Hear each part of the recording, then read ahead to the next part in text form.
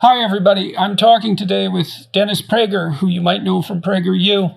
He's a national syndicated radio talk show host heard on some 300 stations across America and around the world.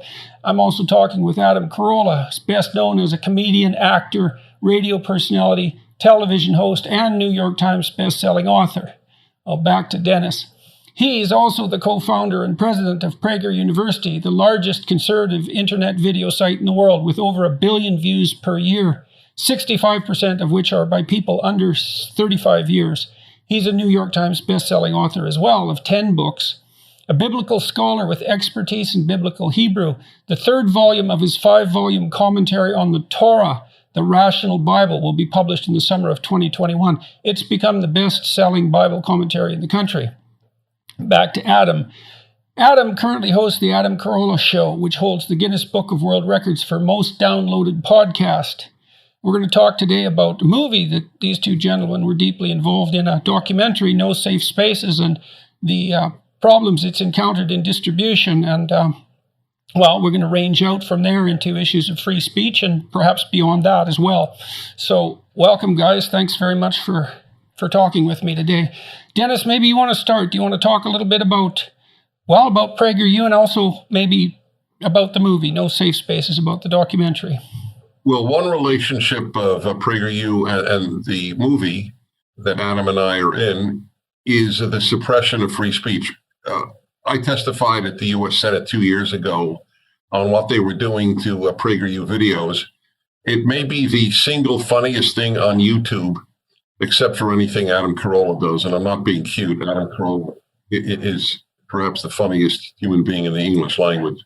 He might even be the funniest in any language, my ability to assess that is limited. Well, I'm number 4 in Urdu. That's very impressive. I was wondering it's about impressive Uzbekistan. That no Urdu exists. That's the Pakistani language. Well, you want to crack the top 5, you better be familiar with it. That's great. Well, you see what I mean, Jordan. I have a big problem when I appear on stage with Adam, and that is I'm totally happy if he talks the whole time. All I do, then, do you know that this is not even answering your question, but I just want to say this, you'll get a kick out of it. So Adam and I have gone around the country doing events on stage, and he may not even know this, but there are times during the event where I will say to myself, Dennis, they're also paying you, so you should speak. I feel a moral obligation to talk, but selfishly, I just rather laugh because we all need laughter. And anyway, his insights are just deep. Anyway, so what I said was the funniest thing on YouTube was this. I was at a Senate subcommittee on the suppression of free speech, testifying about what's happening to PragerU, where hundreds of our videos are placed on the restricted list, meaning if you have a filter against pornography and violence, you actually can't see the video. So one of them was, in fact, one that I had given. I only give 1/10 of the videos. 90% are other people. But I have given a number of videos on the 10 Commandments, for example. And so Senator Ted Cruz asked the representative of Google, why did you people could see this on YouTube? It is still there. Why did you put Mr. Prager's talk on the 10 Commandments on the restricted list? And the man looked at Senator Cruz and said, because it mentions murder. And I remember humming the Twilight Zone theme because I felt I had entered an alternate universe. So what do you think the reason was, Dennis? I mean, obviously, look, that's got to be a bit of a PR nightmare for Google to do something like that. So it smacks of a certain degree of incompetence to begin with. And I like to hypothesize incompetence before malevolence. So why do you think it was censored, that specifically? And then why, with regards to, is it reasonable to call what's happening with PragerU censorship? And why do you think it's happening? Because, well, I'll tell you I'll answer the last one first, and this will help you realize that I think there's more malevolence than incompetence. There is never an instance in the history of the world, and this is my field of study since I was in graduate school at Columbia. That's why I studied Russian, was to read Pravda and visit the Soviet Union on multiple occasions and other communist countries. There is no instance in world history that is since the Russian Revolution of the left gaining power and not suppressing speech. Liberals are for free speech. Conservatives are for free speech. The left has never been for free speech. Okay, so let me ask you a clarifying question there, all right? Because, I'm a Canadian, and I suppose, along with the Scandinavian countries, we're tilted a fair degree to the left compared to the U.S. And so, freedom of speech is in reasonable shape in our countries, those countries that I mentioned. And so when you talk about the left, tell me more specifically what you mean and how you would define that particular because you're not talking about the Democrats per se, I can't imagine, or perhaps you are. The Democrats used to be, I was a Democrat. The Democrats used to be liberal. The Democrats, when I was a kid in the 70s, Nazis, real Nazis, not people they just call Nazis, real Nazis with swastikas, demonstrated in Skokie, Illinois, because a lot of Jews lived there, especially Holocaust survivors. It was a particularly vicious act.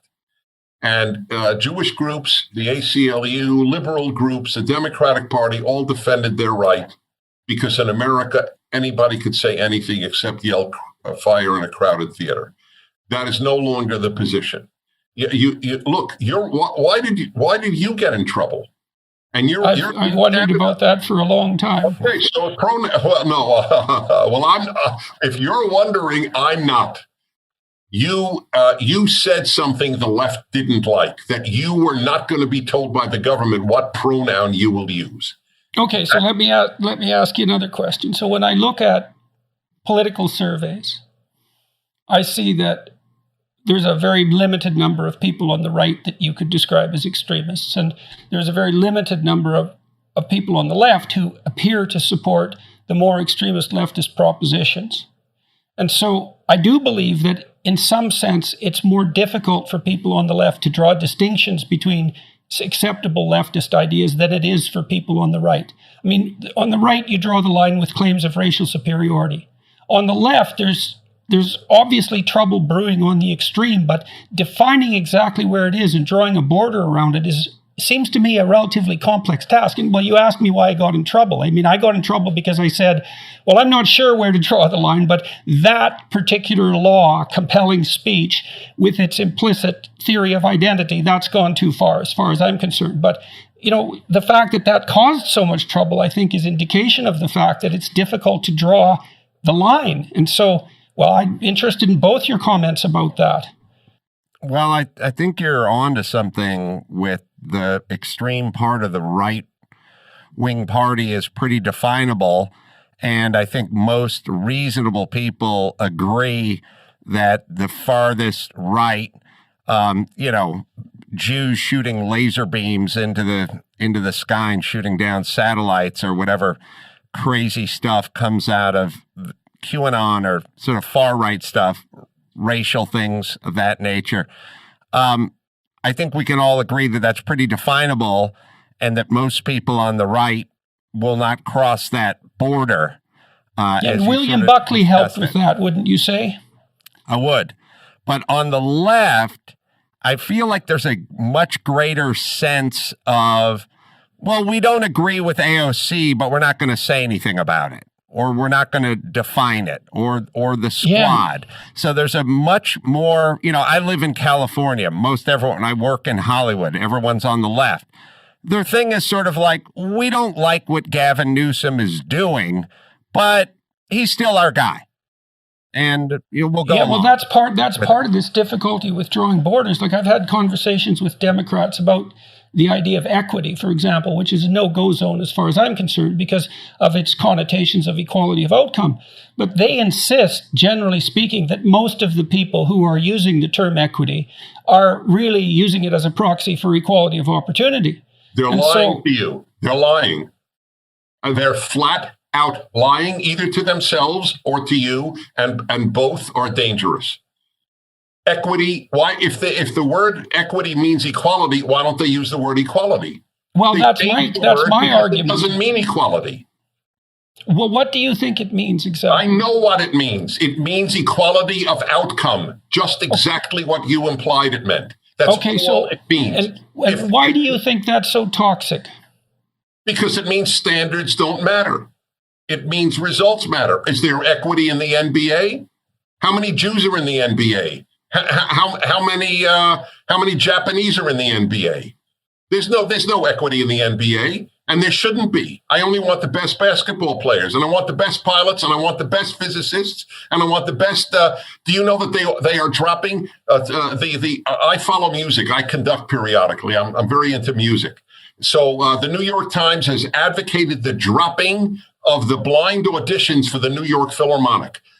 No longer shall you choose the best violinist or oboist. You choose based on the color of the violinist or oboist. That's equity. Okay, so you're making two arguments about equity. One is that it flies in the face of a rank order of value with regards to competence, and it's predicated on distribution of equality by immutable characteristics like race and sex and gender, perhaps sexual preference, all these things that have become part of the cultural context. And that's equity. And the word is being used because it doesn't mean equality of opportunity, which means a playing field that's open to everyone who strives forward and who are then chosen on the basis of their merit. And how would you define merit, just out of curiosity? Well, I think, I'm sorry, Dennis, but I think the blind, it's really hard to quantify certain things like who is the best oboist. It's difficult, but that's why you put the curtain up and you decide. And you have experts listen. You have experts listen. It doesn't mean they're right. It just means the only thing they're factoring in is the ability or the perceived ability of the oboist on the other side of the curtain.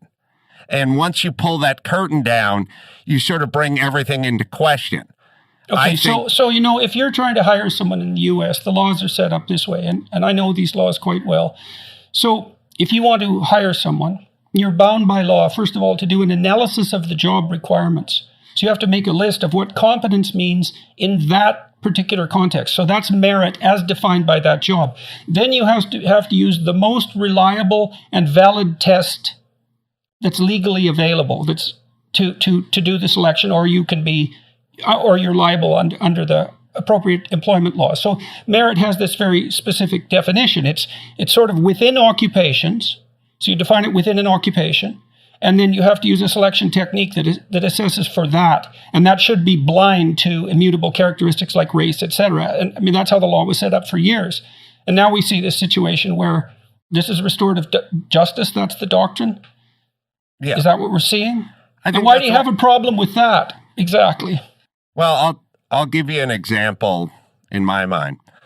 Dennis brought up sports. I try to think, why as human beings are we so attracted to sports? Like, everyone loves sports, but why does everyone love sports? Why is the ratings for the Oscars plummeting every year and the ratings for the Super Bowl going up every year? If you just looked at a chart of the Super Bowl starting in 1970 and the Oscars starting in 1970, the Oscars, I think, outrated the Super Bowl. But at a certain point, the Oscars have, less than 10 million, and the Super Bowl is always, 40, 50 million. So what is that? As human beings, what are we responding to? Well, what we're responding to is when we watch the Super Bowl, we believe that the best players are on the field, regardless of whether the entire defensive side of the ball is black or Asian.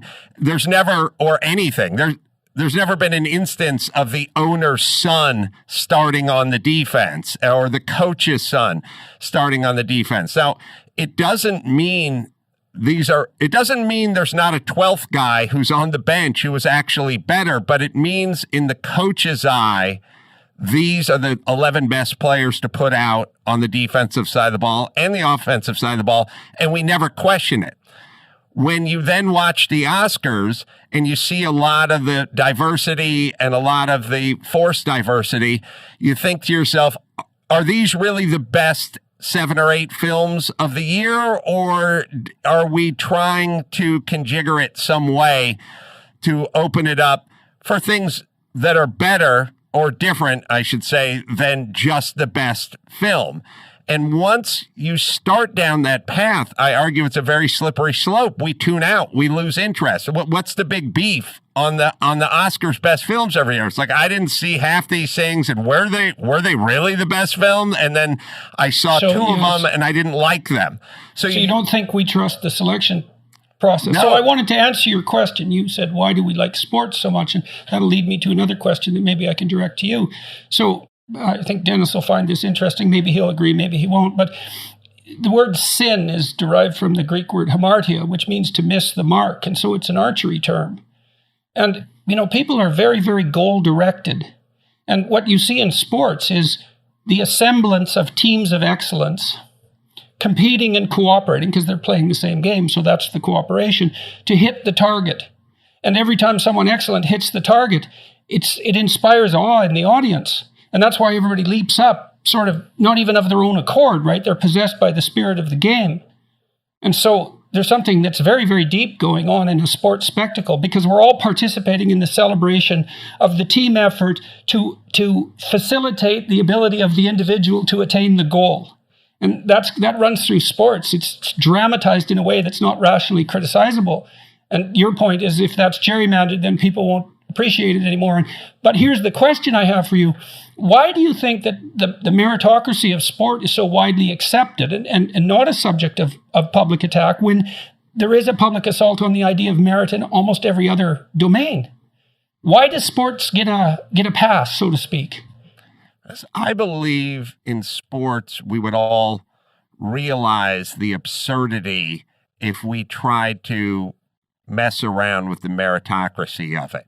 If you said there's not been enough Jewish heavyweights in the last 30 years, we need to get a Jewish heavyweight and put them out there with Tyson Fury or whoever the current heavyweight belt holder is, I think we would all understand the sort of bizarre nature of that, and we would all sort of inherently understand it wouldn't work. Or back to Dennis's example, if we took, Why do you think it's more obvious to us? I think you might be right, but I can't figure out exactly why. We seem to accept, people suffer for the distinctiveness in athletic ability.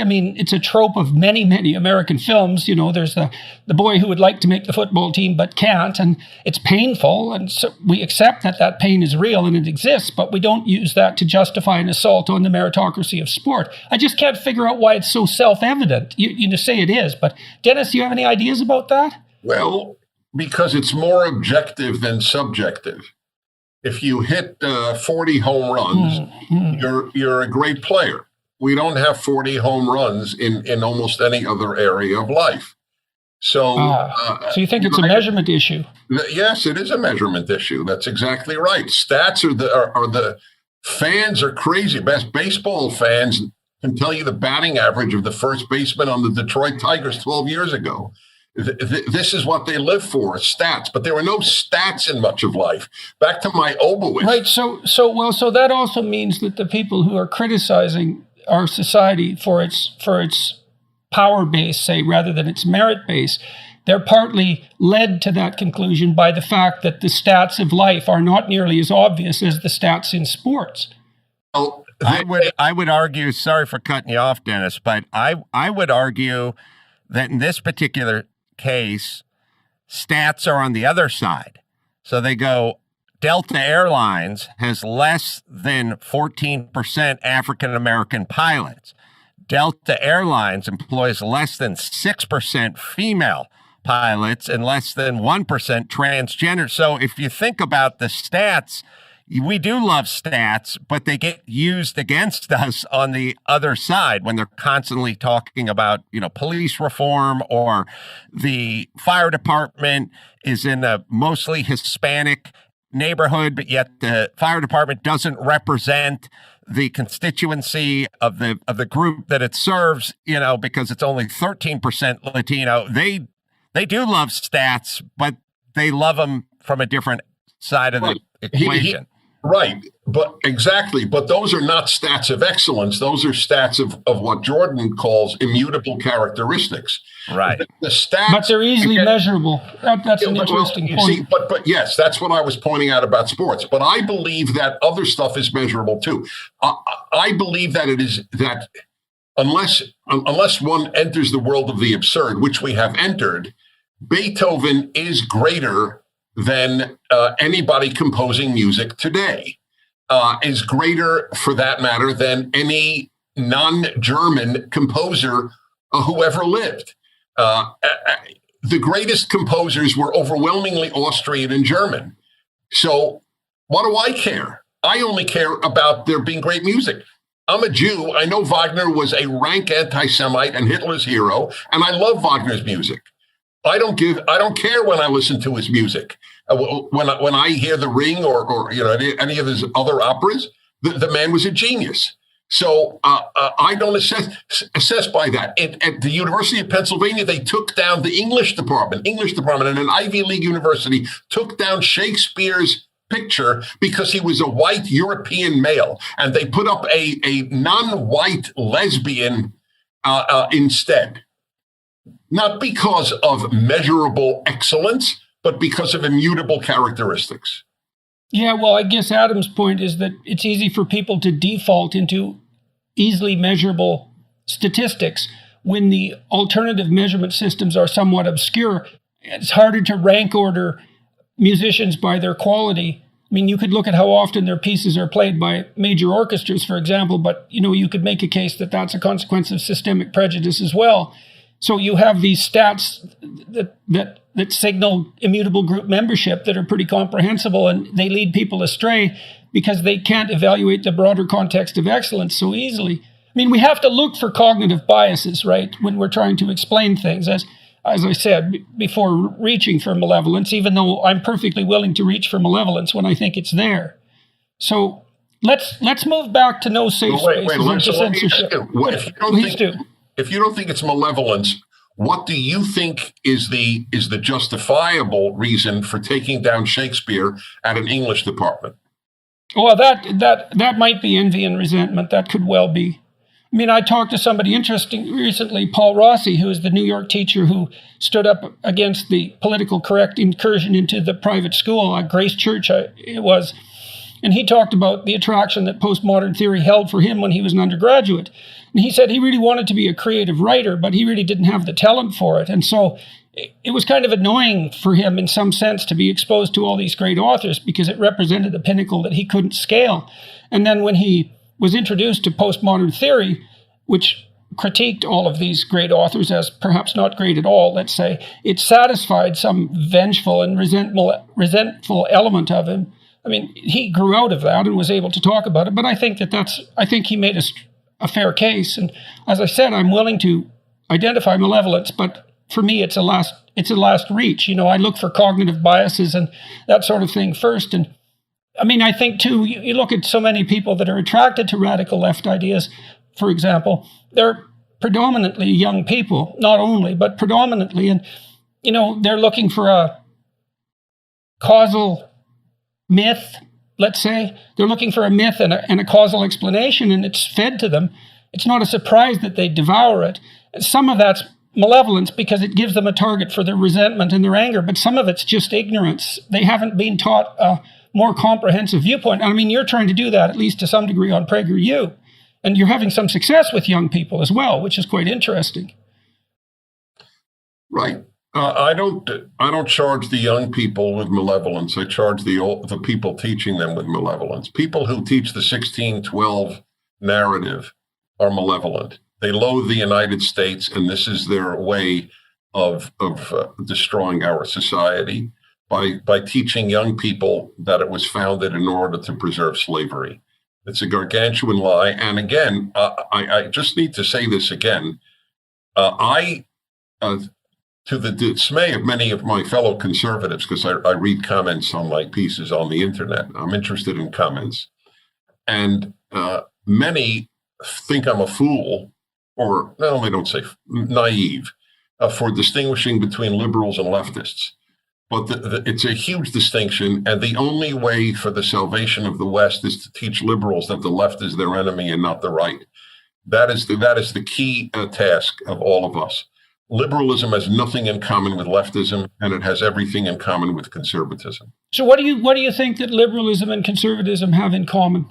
Where's the common ground there? Free speech. Let's begin with free speech, the subject of this. I also think an intellectual honesty.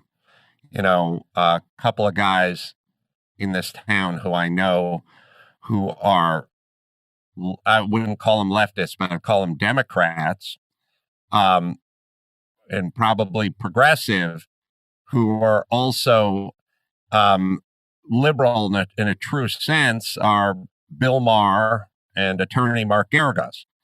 They're both vote Democrat, but when subjects come up, they're intellectually honest. And you end up agreeing on quite a few things with these folks just because they have an intellectual honesty. So, they may be on the left when it comes to some social issues or maybe some border issues, but they do understand governmental overreach and tyranny and oppression and things like that, especially as it pertains to COVID. And they have an intellectual honesty. A perfect intellectual honesty subject is Israel versus Palestine. If you're on the left, you have to side with Palestine. If you're liberal, you can vote Democrat, be liberal, and intellectually understand that Israel's not the problem in that region. And that's a pretty good yardstick, I would say, to measure liberal versus leftist Israel. Okay, so Dennis, you're drawing the distinction between liberals and leftists in that sense. It's the leftists that you're having the trouble with. So here's a question for you. So if the liberals and the conservatives have common ground and they have the right behind them, so to speak, I mean, the correct, let's say, the honesty, and the whole weight of, I wouldn't just say Western civilization, but the central civilizational tendency, because I think it's a mistake to identify this reflexively with the West. But in any case, why has the left become so attractive? What are the liberals and conservatives doing wrong with regards to the education of young people or to the marketing of their ideas? I mean, what's happened here? All right, you're right. That's a very fair question. I did research on the 5 embassies that showed that the Black Lives Matter banner, U.S. embassies around the world, 5 that were identified. One of them was the United Kingdom, the largest U.S. embassy in the world. And I looked up in each case who the ambassador was. I was curious who would put up what I consider a hate group banner in front of the American embassy. And it turns out, fascinatingly, that the UK, we don't have an ambassador to the UK. We have a charge d'affaires. The head of the embassy in the UK is a woman. And in the Wikipedia entry, it noted in passing that her mother is on the board of the New York Civil Liberties Union. And I mentioned that on my radio show. And I said, leftists really do tend to perpetuate themselves better than we do. The number of conservative parents with kids who are on the left is far greater than the number of leftist parents with kids on the right. But the reason is obvious. The reason is they have everything. They have kindergarten, they have elementary school, high school, college, university, postgraduate, the media, sports, late night television. There is nothing that we have except independent voices like the 3 of us here, and thank God others in addition to us. That's the reason. If the schools were all conservative, then the leftist parents would have a very difficult time keeping their kids leftist. It's funny. When I talk to left-leaning people in the United States, they feel that they're on the defensive. They feel that the right has more power. They point more to state governments, for example. And it does seem to me as an outsider, because I'm an outsider to all of this, that one of the things that does characterize the United States, maybe more than any other country in the entire West, perhaps not, because there are countries that might be an exception, is that there is a reasonably decent balance of power between the right and the left if you consider the totality of the system. I mean, you have Democrat power federally, but at a state Tell you level. what, here's the deal I'll make with all of the people who say that to you, the following deal. We'll give you state governments. You give us elementary schools, high schools, and graduate schools and universities. And let's make that. We'll take the New York Times, make it conservative. You can have all the state governments you want. I think it's they live in a deluded image of themselves and the world, if that's what they believe. Oh, you have state governments. We have the New York Times and CNN and the Washington Post and Columbia and Yale and Harvard and Stanford, but you have state governments? Please. So that's interesting. I mean, you believe that these educational institutions, well, you also included the New York Times, and I'm not going to dignify the New York Times by calling it an educational institute, but you believe that the educational institutions from kindergarten all the way up through the universities have the signal power in American culture. You think that's a reasonable claim? I'm not disputing it. I'm asking you if that's what you believe. How could it not be? That's where your kids spend most of their waking hours. Yeah, well, I mean, go ahead, Adam. Sorry, I think Jordan's asking, is it a foregone conclusion that all the universities and high schools and junior highs are left-leaning?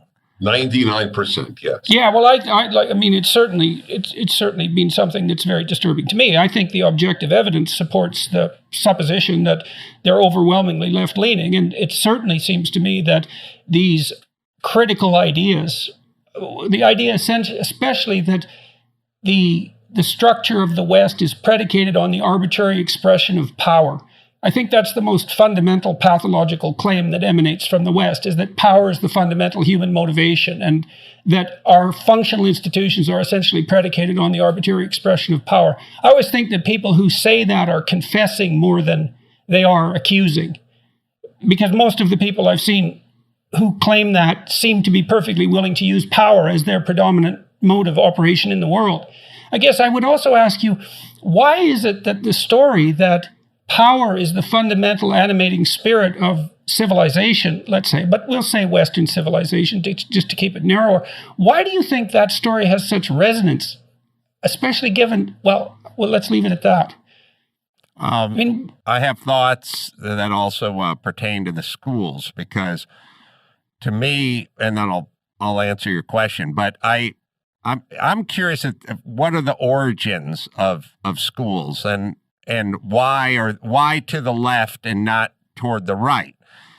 So if you got a group, and we've all done it, where they go, we want you to speak to a group of commercial property builders. You know, these guys do tenant improvement work, and they do commercial work, and they're real estate developers and engineers and architects and builders. You'd know who you were talking to. I mean, you know what their politics were. Just a small example, in my spare time, I like to race cars. All the guys who show up to the track, they basically have the same politics. And the reason they have the same politics is because they live in a world where they have to prepare their car, then they have to go out and execute it, and they have to drive their car, and it's a real meritocracy because someone's going to get the checkered flag and someone's going to come in last.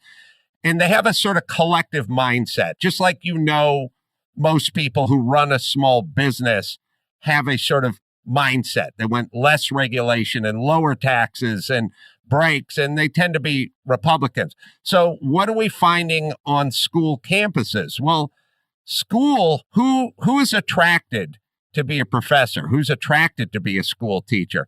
It really is a little slice of socialism here in the United States. We're basically saying you get a job, you don't get paid that much, but you can never get fired. You'll get tenure.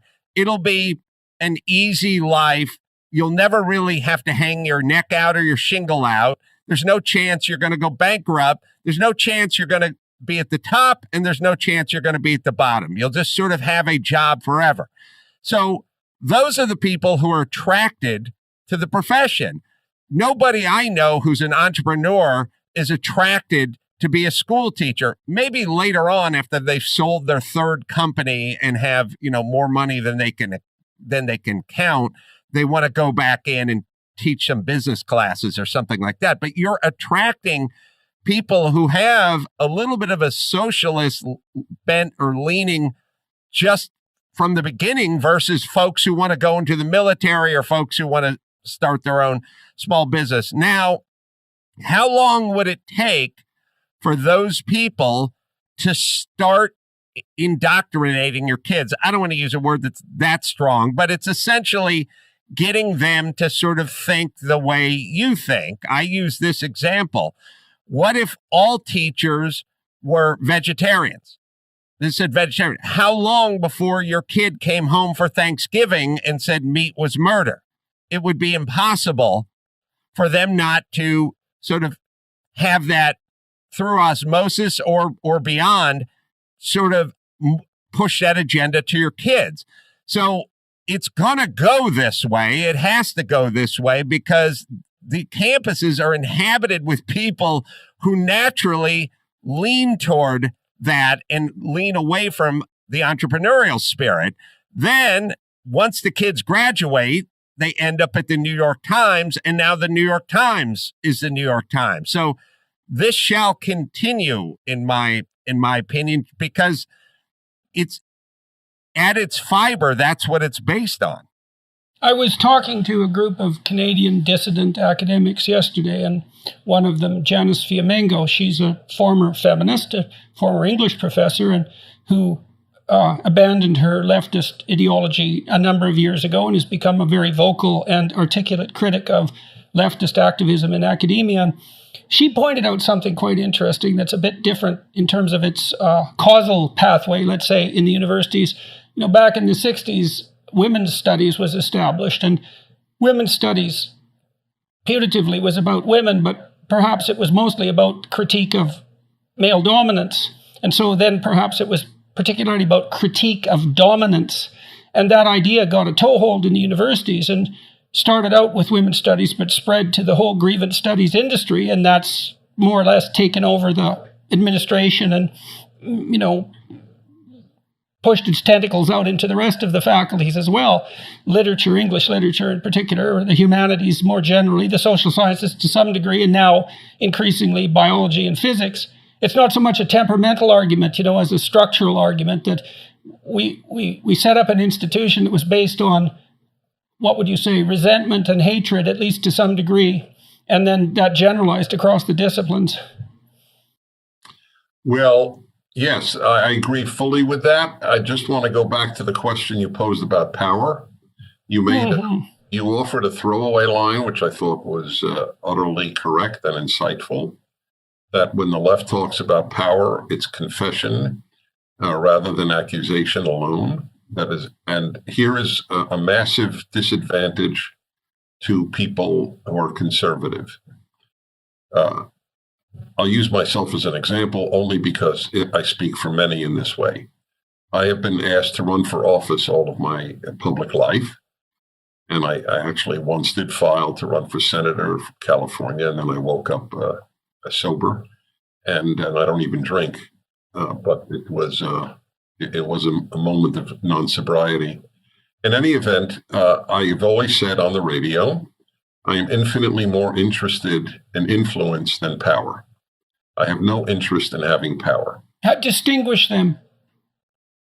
How to distinguish them? Well, yeah. Yes, because I can only, influencing you is not the same as having power over you. I cannot tell you that you must keep your store closed and go out of business because of a virus. I have no desire to have that power, and I resent those who do. And if you used your influence, how would that differ from the expression of power? Well, power is coercive. Influence is not. Everybody. Okay, well, let's expound on that a little bit, because this does get to this question. See, I'm staggered by the idea that a very large minority of the population now appears to believe that the guiding spirit of human civilization is the arbitrary expression of power, rather than something like influence or cooperation or negotiation. Because the left cannot influence. That's why they don't debate us. I have had the number of leftists who've accepted invitations to my radio show in 35 years can be counted on the digits of your hands and feet. I even had Howard Zinn came on to my show. I have extended to. I have said I will pay $1,000 to any New York Times columnist other than Bret Stephens, who comes on anyway, to come onto my show. I will travel anywhere to debate them. But it doesn't happen. I'll pay $10,000 to have any black leader debate Larry Elder. They'll never do it. They don't debate. Because they're crappy at influence. They're great at power. And that's what they know, power. So they would say, well, you call it influence because that suits your moral, that puts you in the moral high ground, but you're a privileged person. You're white. You have you have access to a huge media empire. You can say what you want and you can talk to millions of people. You call that influence, but we call it power. And part of it is because you didn't deserve what you have. And that's a consequence of your privilege. And I mean, this isn't something I believe, but... So how do you explain Oprah Winfrey?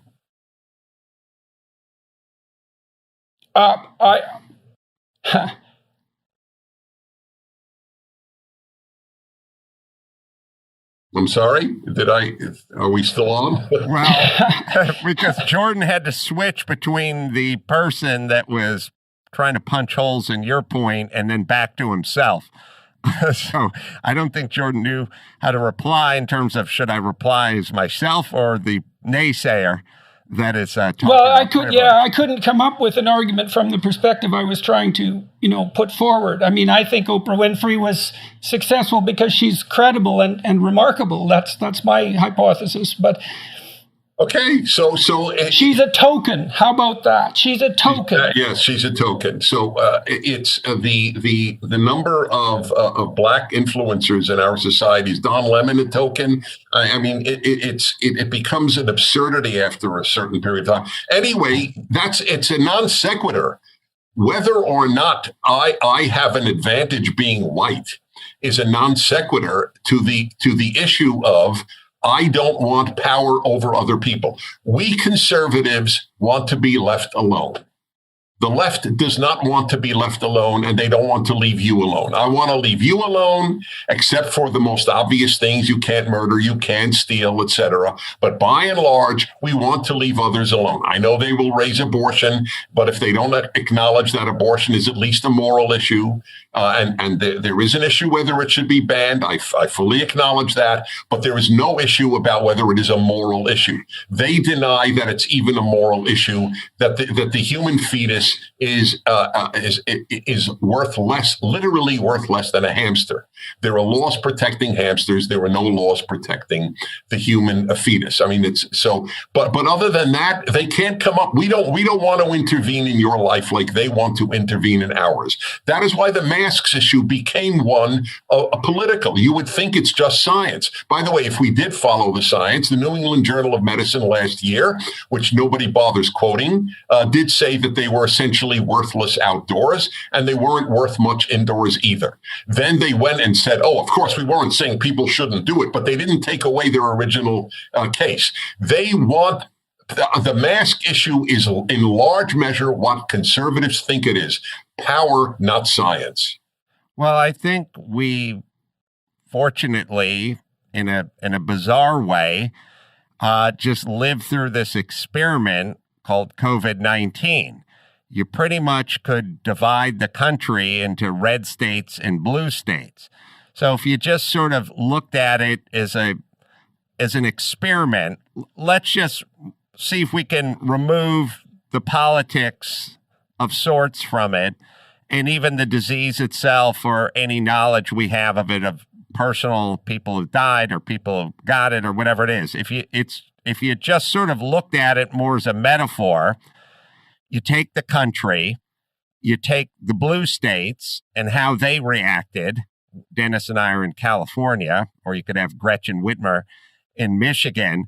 The blue states were telling you, don't go boating. California arrested a guy who was paddleboarding alone in the Pacific Ocean. I mean, the footage is breathtaking. It's literally a guy on a surfboard with a paddle standing alone, nobody within yards, maybe miles of him, and a boat pulls up and they literally arrest the guy on the beach, which obviously is much more dangerous than whatever it is he was doing alone. But if you just said, let's just do let's have a little experiment. This disease showed up. How did the right-leaning states act, and how did the left-leaning states act? Well, that's all you need to know. I mean, it doesn't need to be a virus.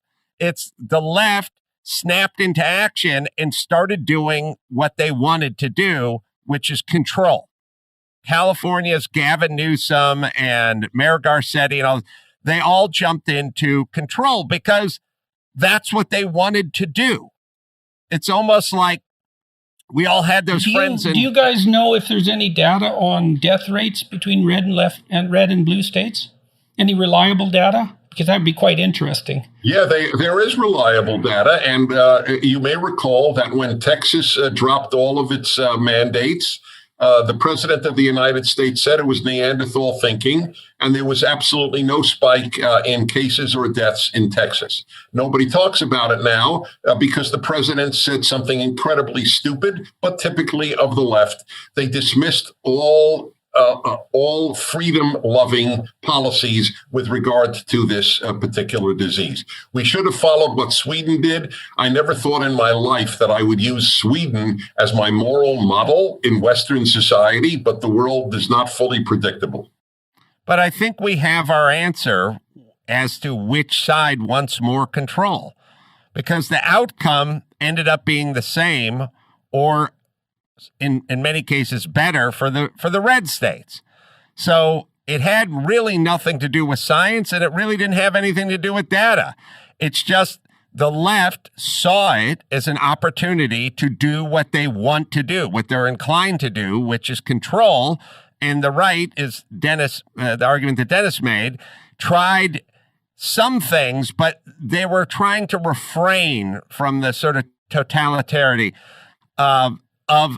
of what the left was doing, which is total control. So it was a little experiment. We just went through it. We got the results, and I think it's pretty self-evident at this point. It is. All right, so let's go back to the movie, if you don't mind. We took a large detour, and it was worthwhile. But you tell us about No Safe Spaces first, and then tell us about your attempts to get it distributed, or the attempts to get it distributed. Well, I'll start with the movie, and then Dennis will go on to the attempts to be distributed. I actually wanted it to reverse. Okay. Well, that's fine. Either way.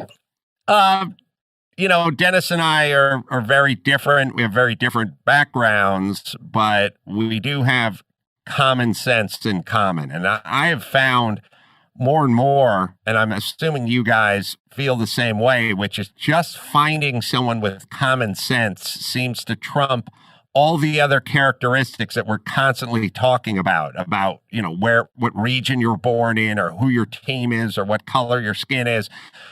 Dennis and I always had common sense in common, and we struck up a great friendship. We've done many speaking engagements. We've always had a great time in each other's companies. And so when the producers came to us with this idea, I immediately jumped at it just because it selfishly seemed like we could spend a lot of time together talking about a subject that we're both pretty passionate about, which is free speech. And since the time we made this movie, I feel like things have gotten much worse. I think the movie was a bit ahead of its time in terms of what it is, the subject matter. And now I feel like in just the 3 or 4 years since we started, this free speech issue has gone into overdrive. Go ahead, Dennis. Yeah, a word on the movie and then a word on the distribution. I've said from the beginning, and I'm neither arrogant nor humble. I just pretty much try to see myself in life objectively. And I have said this is a great movie, and it's not a great movie because I'm in it. Might be a great movie because Adam is in it, but the truth is, it's a great movie. And Adam and I happen to be the quote unquote stars, but that's not the point of the movie.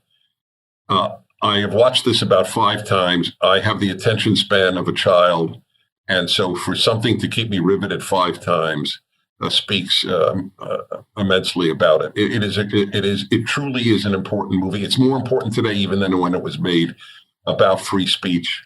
And it's got movies within the movies. And anyway, people should see it. I'd like to point out too, just as an advertisement of sorts, there's a Canadian equivalent to that movie called Better Left Unsaid that has faced the same sort of distribution problems that you guys have faced, and it focuses on issues that are more germane to Canada, although also relevant to the U.S. And so, they deserve a note. They deserve a mention. So I'm glad you pointed out. I happen to think that things are worse in Canada than in the U.S. But that's an interesting discussion for either another time or later on today. So what was your impetus for making, I'm in the movie, so everyone knows. Let me just talk about the distribution. Netflix refused to distribute it, to stream it, which is incredible given how popular the movie is. Okay, so make a case for that. Like, why? Okay, so Netflix should have been incentivized, as far as you're concerned, by the fact that the movie was economically successful. And there are other streaming agencies, too, online that are fairly powerful, so Amazon, etc. Have you had any interest from any of the streaming agencies? Yeah, well, it's interesting. I don't know. I'll look up the Amazon question. I know that Walmart doesn't sell it in its stores. They have the same thing. All you need really at Netflix or Walmart or any of these is 1 or 2 people who are woke, to tell, we can't do this. We're going to get a bad name.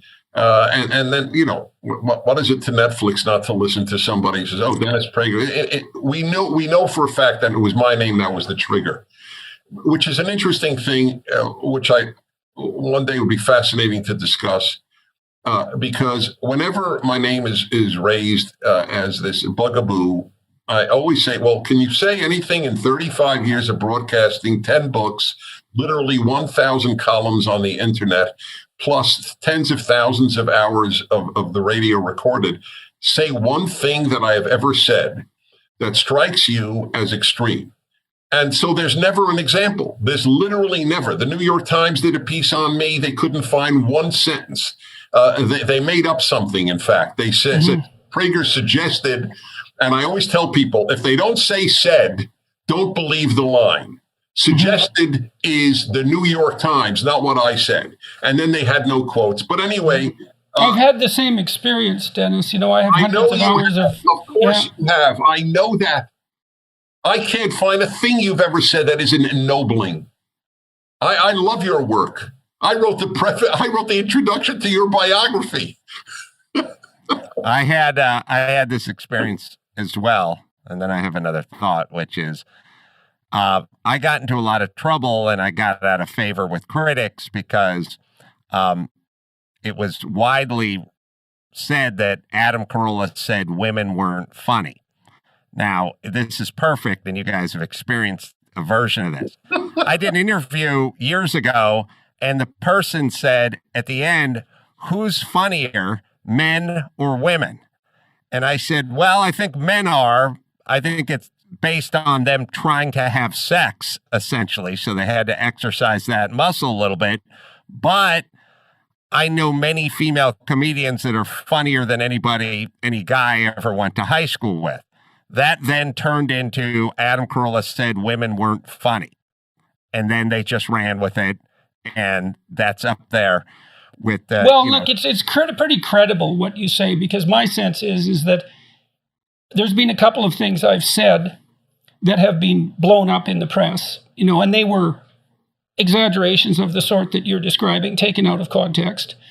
I think that in the current climate, if you've ever said anything reprehensible on public record, that you will be slaughtered for it. And so if you haven't been slaughtered for it, the probability that you haven't said anything reprehensible is pretty damn high. because But- people are combing Yeah. over the That's utterances of people like you trying to find a smoking pistol. I don't know if you can comb over things to find a smoking pistol, but I will tell you another institution that's sort of been ruined, and I think Jordan was sort of getting to it, and it sort of gets back to the oboe or the cello player for the New York Philharmonic. How do you say that one film is definitively better than the other film? You know, it is subjective or objective and or subjective, sorry. But you are, so a lot of the answers is sort of make a better film and you'll get onto Netflix, or make a better film and you'll get into the Sundance Film Festival. So I've had 5 films all turned down from the Sundance Film Festival. Now, Jordan, the way Jordan's mind is working is you're thinking, well, how do you know? I mean, they could. no, I'm thinking, why don't you organize your own damn conservative well, film that festival? too, You know? but it could have been. But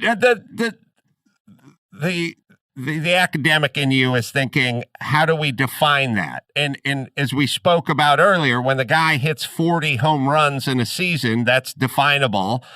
And when the guy drains 14 three-pointers in a playoff game, that's pretty definable. But how do we do it with documentaries? And well, you could make the case with your film that, I mean, it had reasonable success. I hope I've got this right. It had reasonable success at the box office. I mean, it had enough success at the box office, so it should have been economically interesting for a place like Netflix or Walmart.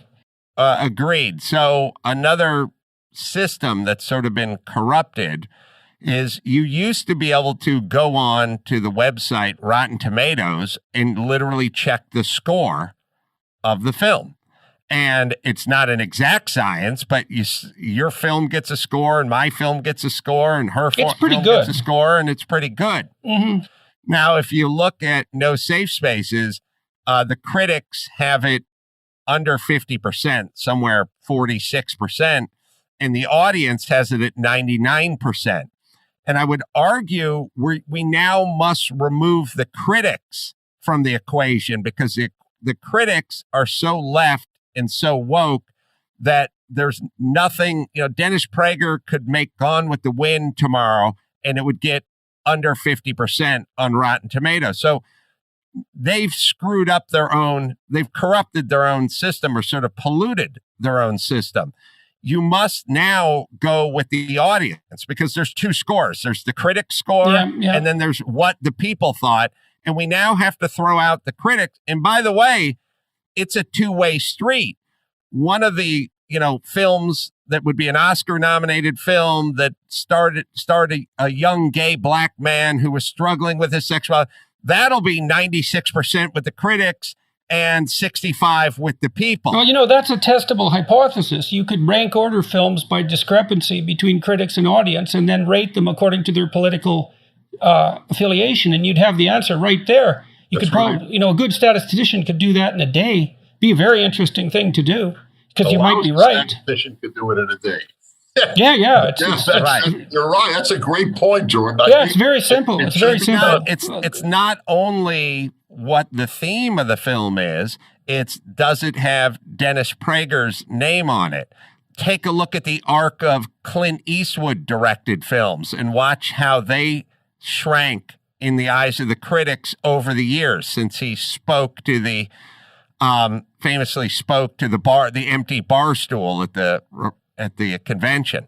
I know his film about that featured the car and the Asian family next door, which I really liked. I mean, that's got slammed for racism. Yeah, Gran Torino, even by some of the actors that were in it, who I thought were extremely ungrateful. That's my personal opinion. I thought that was a remarkably non-racist film. I mean, Eastwood played a character who was, a standard conservative of the Archie Bunker type, essentially. But as he got to know his neighbors, he placed his allegiance to them over that of his own family, who he saw as becoming morally corrupt. How in the world that's a racist film is absolutely beyond me. But Jordan, I think you're not factoring in there's 2 factors. There is what is the film, and then who directed the film. Yes. So if that film was directed by Mark Ruffalo, there would be no issues. He's a progressive actor, Dennis. I know you don't know any actors. You pick the actor that's on, George Clooney. If George Clooney directed Gran Torino, it'd be 15 points higher, percentage points higher with the critics. That's my assertion.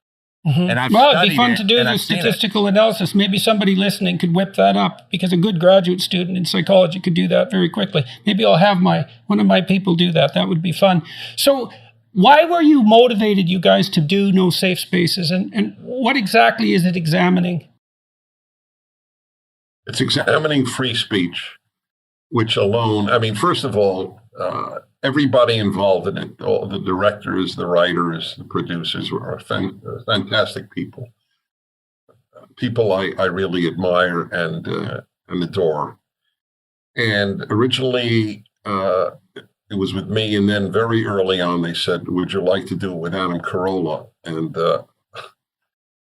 I don't know if your viewers are able to perceive this, but we really do adore each other and respect each other. And so the thought of doing this with Adam was, I was excited, and it turned out that I had every reason to be excited. It's a great chemistry that we have. Just to hear Adam describe how different our backgrounds is worth the price of admission, which he does most of the time when we go public. Adam, why don't you give a brief review of how different our backgrounds are? Well, first, our similarities. We're both over 6 foot, and that's where it ends. Dennis is, a New York. He's an East Coast guy. I grew up in North Hollywood, California. Dennis is a scholar. I was put on academic probation at a junior college. Dennis likes symphonies. I like prog rock. He likes gefilte fish. I like Philly cheesesteaks. Where does it end, Dennis? Well, what about the religious difference? Oh, yes. He's a very religious Jew. I'm essentially atheist / pagan.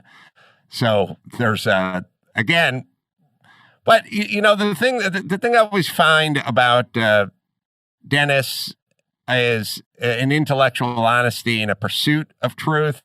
And again, he's not interested in converting people. He's interested in having a dialogue with people. And I don't know what happened to that process. It feels... Well, I know what happened to it. Let's examine that for a minute or two. Okay, so first of all, to have a dialogue, you have to assume there are 2 people involved at minimum, right? Dialogue, and that there's a logos involved, that there's a logic there that operates within each individual and between them, and that they are of the sort that can be brought to a different standpoint, a different understanding by the mutual exchange of verbal information. And so you have to believe that there's an individual on both sides who has something unique to contribute and who can learn as a consequence of rational negotiation, and that dialogical process is the means to that.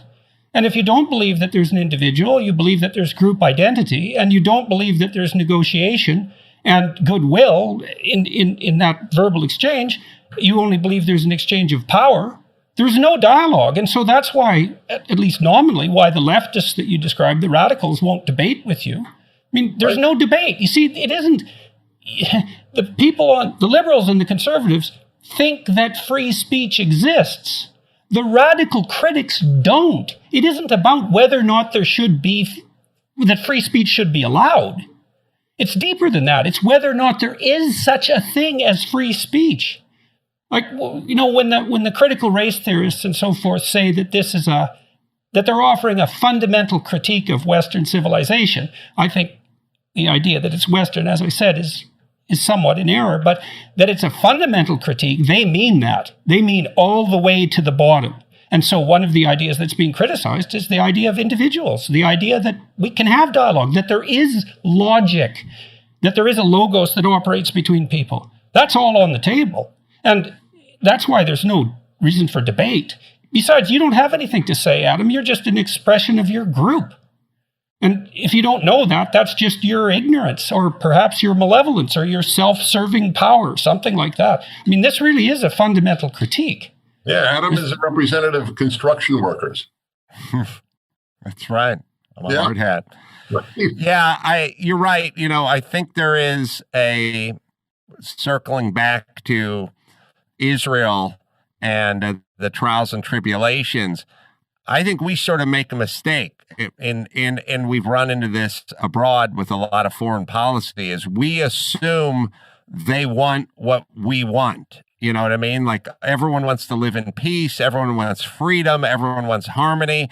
And all we have to do is string together the right words in the right order, and we could express that to them. So we sort of treat it as if you're having an argument with your wife, and she just doesn't understand that you really care about her and love her. And so you will put that down on a greeting card, and we will somehow right this ship or repair this. But if she wants you dead, then what is it that you could say to her that would ever remedy that? We could modify that slightly, because I think you could say that it might be the case that the values that are put forward as central in the West explicitly are the most essential human values, and that's universal, but that a dedicated minority in any place can put the boots to that pretty damn rapidly.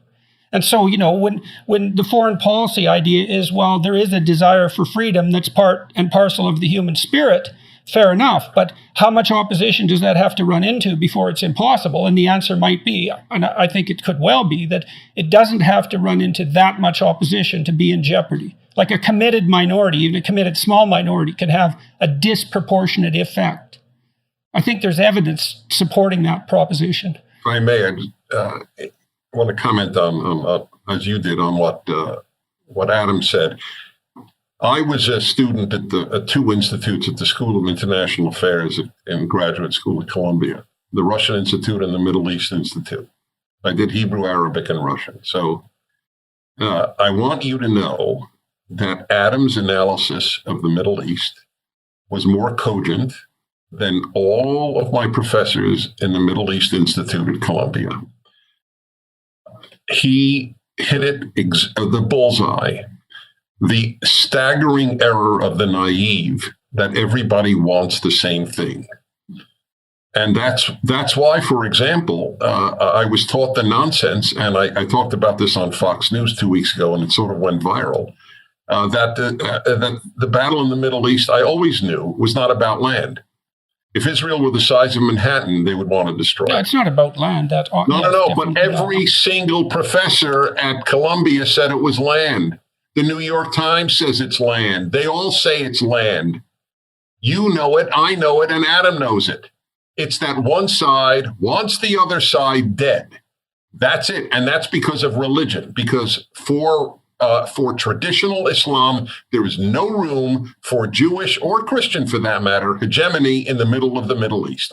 Period. End of issue. They want Israel dead. There is nothing Israel. Israel withdrew from Gaza, and all they got was Hamas. Let me ask you a quick question about that.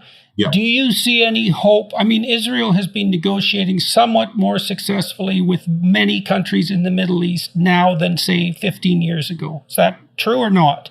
Yes, in large measure, thanks to the man that is reviled by the left, Donald Trump. Okay, so you do think it's true. Why would you attribute it to Trump? Because Trump said, I don't give a hoot about the Palestinian radicals. They are not the central issue in the Middle East. And as soon as the rest of the Arab countries saw that America was strong and not bowing to the most radical elements of Islamic life, they said, you know what? Israel's not all that bad, frankly, and we would like to do business with it. Okay, so I'm going to ask a meta question here. Why do you guys think that conflict got dragged into this conversation? I mean, the reason I'm asking that is because, that conflict, everyone in the world, their eyes are focused on it in a way that isn't true of any other conflict. And it's certainly not a consequence of the number of people who are involved. There's something magical about that conflict, and that pertains to your statement that it's not about land, it's about religion. And maybe it's about even more than religion, who knows, or perhaps not. But what was you think that called forth that conflict into this conversation? Correctly raised it when he was talking about the gulf between liberal and left. He, to his credit, raised the Middle East as an example. Liberals were always pro-Israel. The left was always anti-Israel. And that's, if you can't see the moral clarity of the Middle East issue, Hamas primitives versus a modern liberal democracy called Israel, there's something wrong with your moral compass. So why do you think the radical left is pro-Palestine particularly? Why did they pick that? I don't know anything about the region, but I do sort of know what animates people. My feeling is, and as someone who grew up with a mother who was sort of this way and a grandmother who dabbled in communism a little bit, they want to push back against everything that is. So it's more of an anarchist approach than it is, here's my plan. And no one can really say that out loud, but it's sort of like defund the police. So it's part of revolution in a sense. Just burn it all. It's an extension of revolution. It's basically one house has a well-groomed lawn and a white picket fence, and the other one has a sofa rotting on the lawn and a guy smoking weed standing on the porch, and I only have one Molotov cocktail. What direction do I throw it? It's always going to go toward the house with the white picket fence if these people are lighting the Molotov cocktail. Well, one of the things I have noticed in my discussion with well-meaning people who tilt more to the left, say, than you guys, is that they are generally relatively unwilling to consider the role of dark emotions in political motivation, right? They tend to think things like, well, the people on the radical left, their heart's in the right place, but their means are wrong. But what they're trying to do is to stand up for the oppressed, however badly they're doing it. And I think, well, I had this experience. You can tell me what you think of this, but it really, I just re-encountered it. I was looking at the discussion I had with Slavoj Žižek a few years ago about Marxism. Putatively, that isn't really what the conversation ended up being about. But I offered a 15-minute critique of the Communist Manifesto at the beginning. And at one point, I described it to the audience as a call to bloody, violent revolution, which is what it was. And there were a lot of people in the audience, a disproportionate number for my audiences, who had come to see Zizek kick the slats out from underneath me. And so there were a lot of people who were very far left in the audience. And when I said call to bloody, violent revolution, a good fifth of the audience cheered and laughed. And it stopped me in my tracks because it was quite chilling. I heard the mob in that moment. And, it was a Freudian moment. Freud noted that people often laughed at things that had deep psychological significance, and also that you could express your true feelings when you were hidden in a crowd. Well, the true feelings were, the Communist Manifesto, who the hell cares about its rationality and its justification? It's like, it's a call for a violent revolution, and hooray, let's do it. And I thought, yeah, you bastards, you revealed yourself in that laugh, in that chilling, awful, unconscious, willfully blind, malevolent glee at the notion of the picket fence burning down. And the question is, what's generating that malevolence? And the surface story is, you got that through ill-got means. And so the right thing to do is to take it back. And that goes along with the claim that power is the fundamental motivation. What I can't understand is how the hell those of us who don't believe that have been so weak, let's say, that we allowed the educational institutions to be overtaken by people who are propounding that preposterous doctrine. It's like, what the hell's wrong with us? Conservatives and liberals alike. What did we do wrong? Well, they know what they're doing in that they know everyone's Achilles heel is a claim of power, especially power that's ill-gotten. Your dad's rich, now you're rich. Yeah. And then your grandfather was a landowner. Right. And then race, right? So why do you think they weave race into every single subject? It gets the other side to shut up.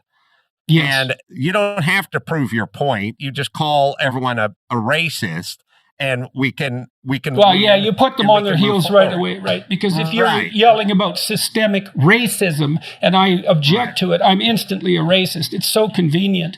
But that still doesn't excuse our weakness in the face of that. Now, Dennis, you put your finger on something. You said the thing about conservatives is they like to be left alone. Mm-hmm. Well, so maybe that makes conservatives particularly weak in the face. In the face, right. Okay. You see, we have fulfilled lives outside of power. I am fulfilled in so many arenas, having nothing to do with political power or running the Board of Education in my local district. I am fulfilled by my religion. As you heard, I'm religious. I am fulfilled. I love America. I love my Judaism.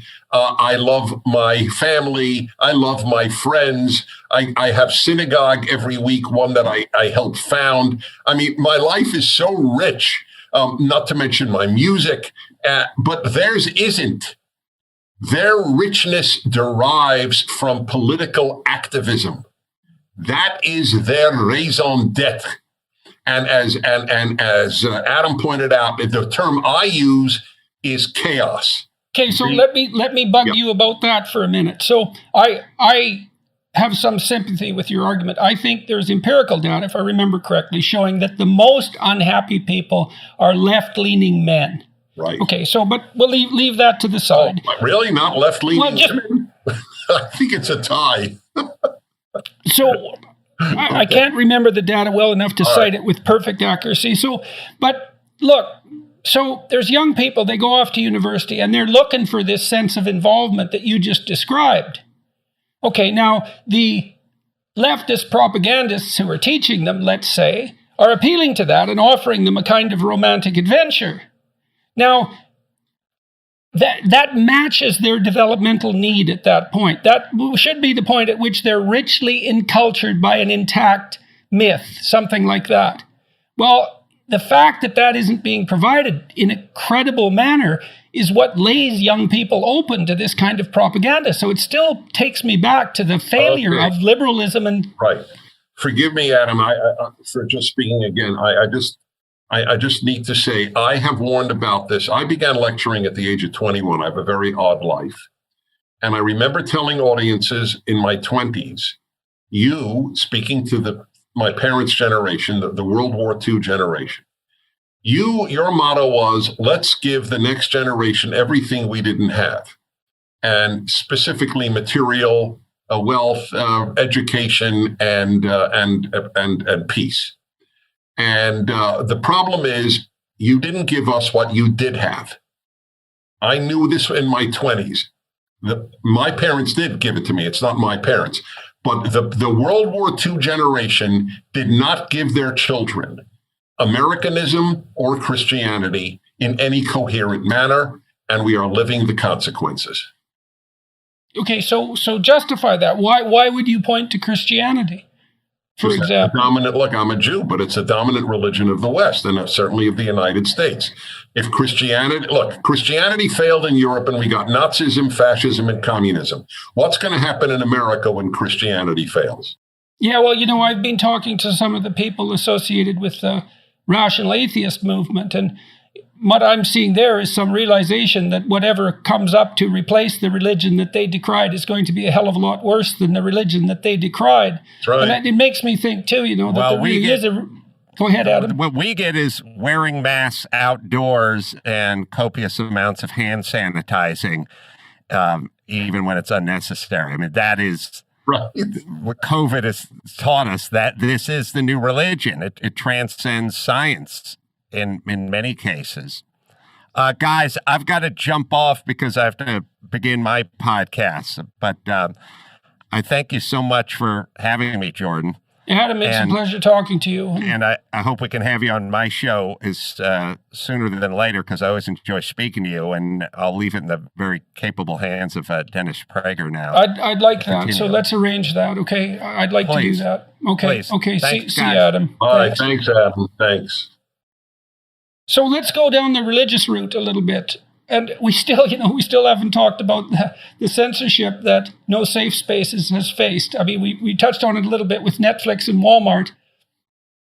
Well, that's the dominant arena, and obviously it's completely ignored by the mainstream media, which review nonsense, and this is not a nonsense film. Look, the most important answer to all of this is for your copious number of viewers to actually watch it. It's available online at so many vehicles, no safe spaces. Just, Salem Now, I know my syndicator has it, salemnow.com or nosafespaces.com, or it's easy to find. There are conservative films that I watch out of duty. This one is not out of duty. This is out of pleasure. It is quite powerful. So the only answer is to succeed without them. But what they have done to the film is not economically or certainly not morally justifiable. And it gives you an idea, although I think you have an idea of what we're living through today.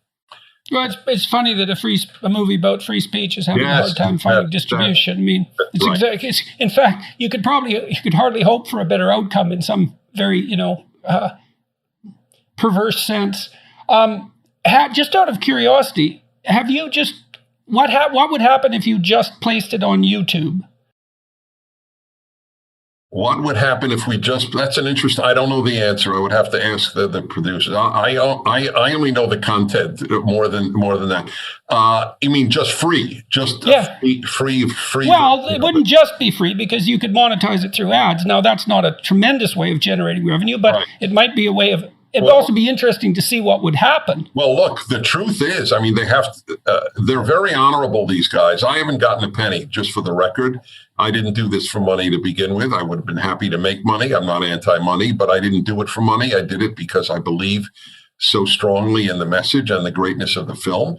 But their first thing was to repay the people who did invest in the film. And that's I know so that's one economic constraint that can't be shaken so easily. That's right. It was an expensive film. As people will see, it is really well done. But we're living. Jordan, we're just living in a different world. I'll give you a great example. You'll find this fascinating. I was on Bill Maher's program. I know you've been. I was on a year and a half ago, right before the lockdowns. I never say, by the way, COVID. I always say lockdown. I was on it October, actually. The lockdowns began in February or March.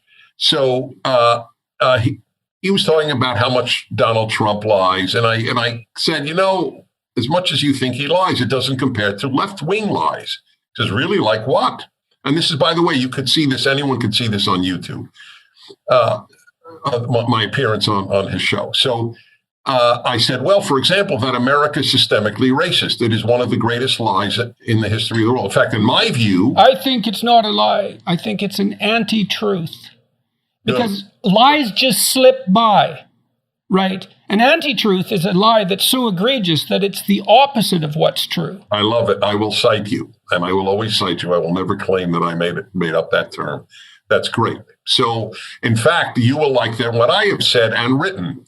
I taught Jewish history at Brooklyn College, and I've written books on Jewish history. So I have said that this is the greatest national libel since the blood libel. The medieval blood libel, for those of your viewers who don't know, is when Christians accused Jews in the Middle Ages of killing Christian children to use their blood to bake matzah for Passover. Which was equally evil and absurd. Massive numbers of Jews were tortured to death as a result, and all of the Jews of England were expelled from the whole country as a result of that libel. The second greatest national libel, in my opinion, is that America is systemically racist. America is the greatest attempt at non-racial, multi-ethnic, multi-racial country in the history of the world. And one of the but you don't deny the existence of racism and prejudice, obviously. Okay, so why do you have such trouble with the term systemic? Because systemic is sort of like when Barack Obama said it's in the DNA. Systemic means that the system is geared to hurting blacks. The system is not right. So it's the central tendency. The claim is systemic means central tendency. Yes, exactly. It's built in. It's just that's an anti-truth, to use your term. So okay, so let me ask you a question from the side here for a sec, okay?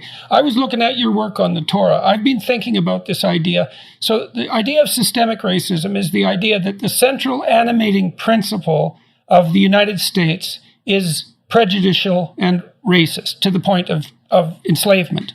That's the claim. And it's an analog of the claim that power is the fundamental motivation for human interaction. At least under capitalist conditions, let's say. But I think it's even deeper than that. And so now you've studied the Torah in depth, and I've been thinking, and you also claim that the Torah is the word of God. I've got that right, yes. Okay, now it's the ultimate author, yes. Okay, so I'm thinking of the Bible is actually a set of stories that was told across a very long period of time, and they were looped together for reasons that we don't exactly understand. I'm not speaking as a religious person here precisely. But there's a voice there that's part of the central tendency of civilization. And it's not a voice that speaks of power. That's right. Okay, what does it speak of as far as you're concerned? Good and evil. It speaks about a just God who wants us to be good. It's almost to the point of sounding corny. Every profound truth is corny, you know. I mean, I'll live with that. That's right. That's why I'm okay. So what is the good that's represented in that book? How would you define it? Because you wouldn't define it as power seeking. No, of course not. In fact, it's almost anti-power. Remember, I know you know this, but God did not want the Israelites to have a king. Ironically, that was the gift of theocracy. I'm not for theocracy in the modern age, but to be intellectually honest, the idea that God is the ruler means that no man is the ruler. And yes, well, that's a very interesting. More freedom and less power. Well, that's a very interesting issue, too, because I've been thinking a lot about that psychologically, is that one of the advantages to parsing off the idea of ultimate sovereignty into an abstract domain, which is what a religious claim does, especially when it's attributed to a God that's even outside of nature, is that the central core of sovereignty can no longer ever be identified with a single individual. That's right. But we have no idea how necessary. I've been thinking about the analogy there with a parliamentary or with a constitutional monarchy, you know, because the Queen of Canada, the Queen of England, etc., she bears a tremendous amount of symbolic weight. And your president also bears that weight. And that's actually a problem with the system, I think, because the president has to bear the symbolic weight, there's a tendency for him to become elevated beyond other mortals. I mean,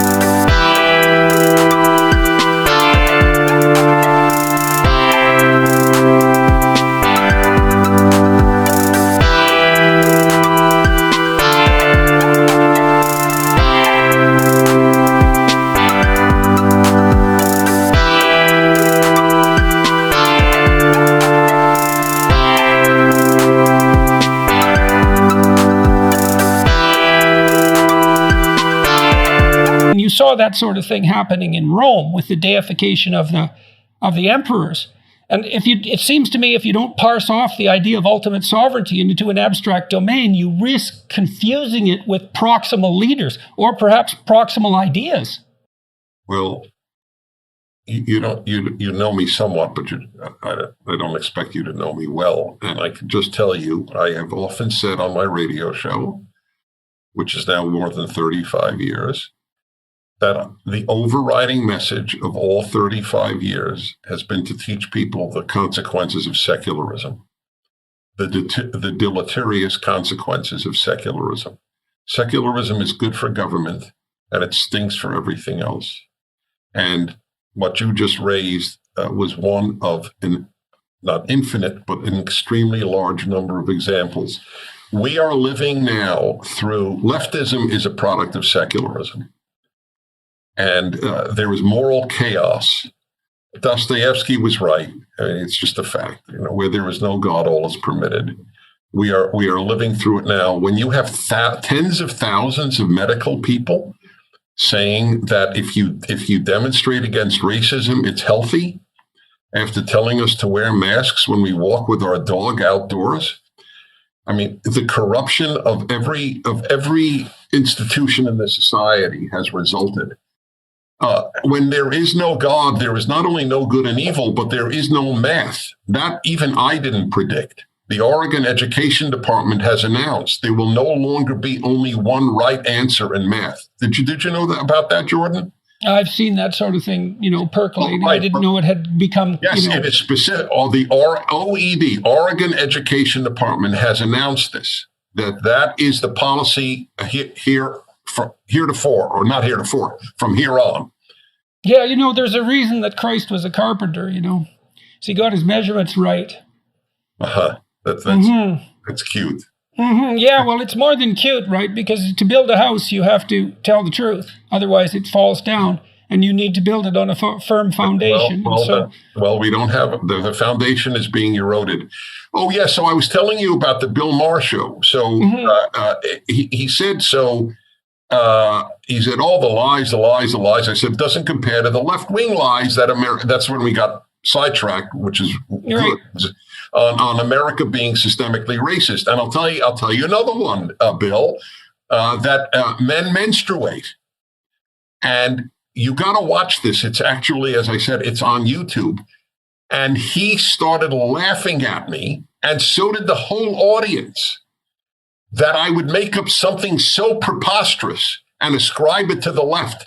This is October of 2019, that leftists, his audience and he, were laughing at the idea that anybody would say men menstruate. Now, if you deny men menstruate, you are a hater and you will be removed from public life. I have another question for you about your religious writing. I'm going to talk to a number of Islamic intellectuals in the next month. It's something I've been thinking about doing for a long time, but I've been hesitant to for a variety of reasons, not least my ignorance of Islam. You write about the Torah as the revealed word of God. And so, I have a tremendous amount of respect for biblical writings, and I've done my best to approach them in a humble and open attitude, trying to understand what's there, assuming that there is something there, or the stories wouldn't have lasted as long as they have lasted and guided the development of our entire civilization. But there are plenty of claims to revealed truth. And so there's obviously tension and conflict between Islam and Christianity and Judaism, and they're all predicated on the idea of revealed truth. And when you make a claim for revealed truth, how do you distinguish it from other claims of revealed truth, or how do you adjudicate between the claims? Because the way we adjudicate between the claims is through war, and that's not all that helpful at the present time. You adjudicate in this regard. I think you adjudicate using common sense. You would by their fruit you shall know. That's from the New Testament, and I'm a big fan of that phrase and that verse. So the Torah, and I do isolate the first 5 books, as is the traditional Jewish view, is that those are primus inter pares, the first among equals, and that is what gave us everything. Let's put it this way: no Torah. No Bible, no Christianity, no Islam. So, in a sense, I got a better case for the Torah's divinity than anything else, because everything else is predicated on the divinity of the Torah. Do you know Muhammad fasted on Yom Kippur? Okay, so then you make a case, in some sense, I would say an implicit case, that anti-Semitism, for example, is a marker of deviation from the path of the Torah, but the path that runs, from the Torah through Christianity and through Islam as well? I mean, because your point is it's the fundamental text out of which these other systems grew. Anti-Semitism is ultimately the hatred of the Jews for bringing a judging God into the world. People don't want to be judged. Well, that's understandable, that although the problem is if you dispense with judgment, you also dispense with value, and you dispense with... Right. It's a big problem. That's why I've been very annoyed. Yeah, it's a big problem.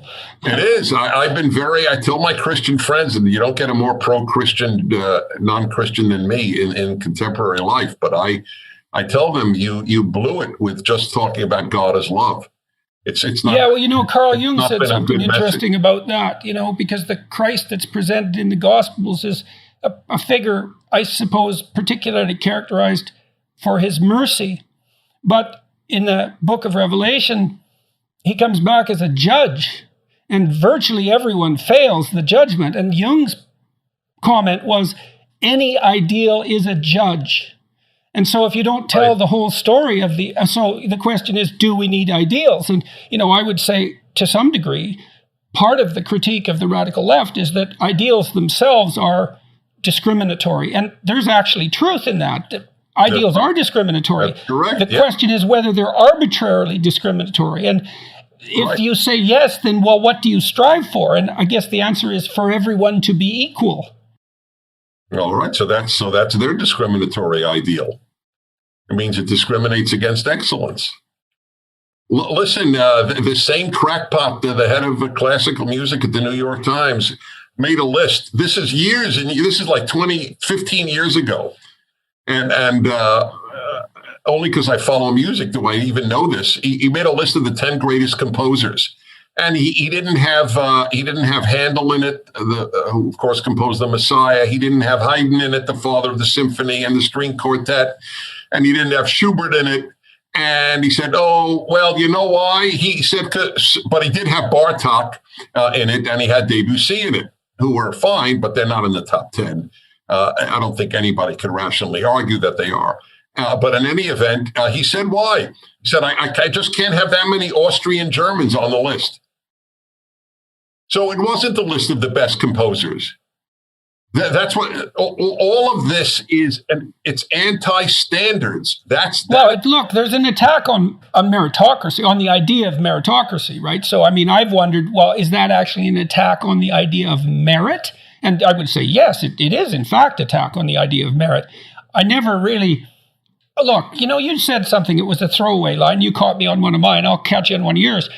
That anti-Semitism is rooted in people's irritation at the idea of a judgmental God being brought into existence. That's a hell of a claim. So, do you believe that is the fundamental explanation? Actually, yes. There are a lot of non-Jewish analysts. Edward Flannery, a major Catholic writer, and Ernest von den Haag, one of the greatest, clearest thinkers of the last century. They wrote about this. The Jews introduced this God into history, and they've never been forgiven for it. Also, I'll tell you another reason for anti-Semitism is people believe the Jews are chosen. See, this is everybody acknowledges that Jewish chosenness is a reason for anti-Semitism. However, as I pointed out, Jews are 0.2% of the world. Who gives a damn if 0.2% of the world thinks they're chosen? The Chinese think they're the center of the world. Chosen and successful might be very... Thank you. That's correct. That's exactly right. So deep down, people don't laugh when Jews say they're chosen. They don't believe that Japan gets the sun before the rest of humanity, even though they are the land of the rising sun, and as the sun is on their flag. But nobody cares if the Japanese think they get the sun first. But they do care if the Jews think they're chosen. So there's been a tremendous amount of resentment of the fact that maybe they are. But of course, chosen never meant better. Never. By the way, one other thing that this is... Yeah, well, you got to ask yourself, do you really want to be chosen by God? Well, as Tevye in Fiddler on the Roof said, why don't you choose somebody else once?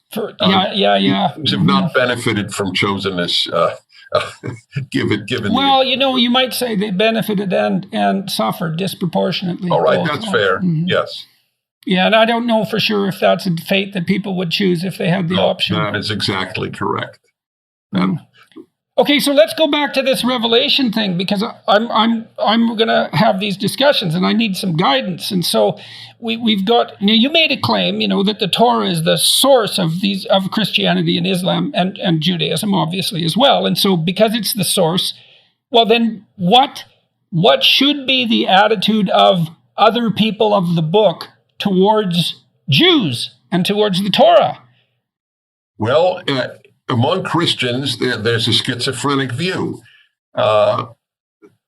For many in the church until the modern period, the Jews were a living rebuke. As one, I don't remember which Christian thinker said, that the Jews crucify Christ in every generation just by their continued existence.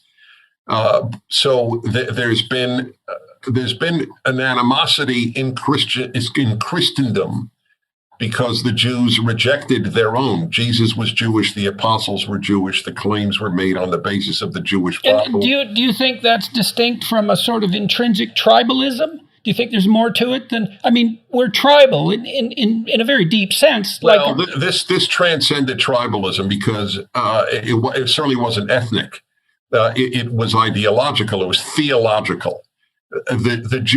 Jesus comes to the Jews, and the very people that he came to are the ones who said he's not God and he's not Messiah. So this created a fair amount of resentment. American Christians were an anomaly, and I love them for it. American Christians said they were the second chosen people. The Jews were the first, and we Americans are the second, on which I believe, by the way. Okay, so let me ask you another question. This is a horrible question, and I've been dying to think it through for a long time. So there's a line of Christian thinking, I would say, and Northrop Frye, I think, a Canadian critic who wrote some great books on the Bible. You might be familiar with Frye. He wrote Words with Power, and there's a second volume, which I can't bring to mind at the moment, but he thought about the Torah as the story of the sequential rise and failure of the state, and that the New Testament was a consequence of the emergence of the idea that salvation was to be found through the individual and not through the state. And that seemed to me to be parallel with the tension in the Old Testament between dogma and the prophets. So is it the case? Is there a difference between Judaism and Christianity with regards to the degree to which the state is seen as the primary mode of redemption? And is that tangled up with the conflict in Israel? Well, there are a lot of issues that are tangled in one. First of all, you should know that salvation plays a minimal role in Judaism. And I know biblical Hebrew very well, and I cannot think of even the term salvation. Second, it seems to be more like the promised land. Well, Judaism is earthbound. There's a tremendous belief in the afterlife, but it plays minimal role in the Torah, because as soon as you start focusing on the afterlife, the fear is that you won't focus on this life. And Judaism is extremely this life focused. Secondly, this is a very important point, and is actually my biggest single reason for my adoration of the Torah and Judaism. It's the only religion that divides the world between good and evil, and not between believer and non-believer. So right. So that seems to me, from a psychological perspective, as a move towards a further abstraction. Well, it's not a psychological issue; it's a moral issue. That's fine. In our view, God does not divide the world between Jew and non-Jew, or believer and non-believer, but between good people and bad people. God sends good non-Jews to heaven and bad Jews to hell. That's why Jews welcome converts but never sought them, because you don't have to be a Jew to be saved, but you do have to be a Muslim and you do have to be a Christian. So that's one example of, I think that's one example of the operation of the idea of salvation, the implicit idea of salvation, anyways, that there's a reward for proper moral behavior at the individual level. That's right. Okay, what about my way to heaven? Okay, what do you think about my other proposition is that one of the things that distinguishes Christianity from Judaism is the relative role, the relative importance of the role of the state. Now, you describe Judaism as earthbound, and I actually think that's one of its great advantages, because Judaism does celebrate life in a rich and quite remarkable way, and glorifies earthly life. And there's certainly strains of Christianity where that wasn't the case at all. But then there is this emphasis, there seems to be a continued emphasis on the idea of the land and the state. And then I said there's Fry's notion that, the Torah is a sequential story of the rise and failure of the state as the entity of salvation or redemption, and then the emergence of the ideal. It's foreshadowed in some sense by the prophetic tradition. And, Christians read that, of course, as Christ being first and foremost among the prophets. I mean, obviously also the Son of God, but a continuation of that prophetic tradition. But the transformation seems to be something like a more radical or explicit emphasis on the individual as the locale of the redemptive battle. I mean, I might be wrong about this. That's why I'm asking. There is no state, so to speak. There are the prophets and there are the priests. That's where power resided. One had moral power. One had cult power, if you will, cultic. I don't mean cult in a bad sense, but in the cultic concept. And that was pretty much it. That's why, as I said, the king arose against God's wishes. So it's not exactly a big state-centered religion if you don't even want a king. Moses says that you shall appoint policemen and judges in Exodus. That's important. You have to have Judaism is not state-centered; it's law-centered. That's the interest. All right. Well, let's look at Exodus, though. I mean, and so Exodus, Moses leads the Jews out of tyranny, and then into this interregnum, which is a very interesting development, I think, because the escape from tyranny isn't followed by redemption or salvation. It's followed by an even more chaotic state that's even more dismal in some sense, which I think is unbelievably brilliant, right? Because we tend to think a state of tyranny will dissolve and everything will be happy as a consequence. But the Exodus story says, no matter how bad the tyranny, there's going to be an interregnum in the desert where everyone loses faith.